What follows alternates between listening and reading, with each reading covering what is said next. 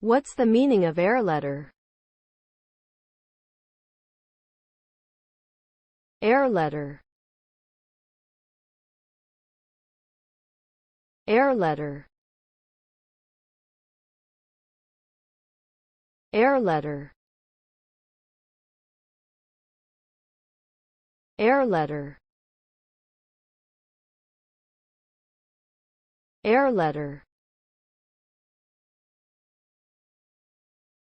An air letter, also known as an aerogram, is a lightweight sheet of paper that is folded and sealed along the edges to create an envelope.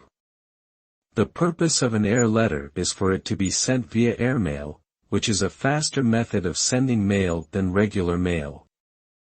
Air letters were popular in the mid-20th century when international travel and communication became more common. They were particularly useful for people who wanted to send letters home while traveling abroad.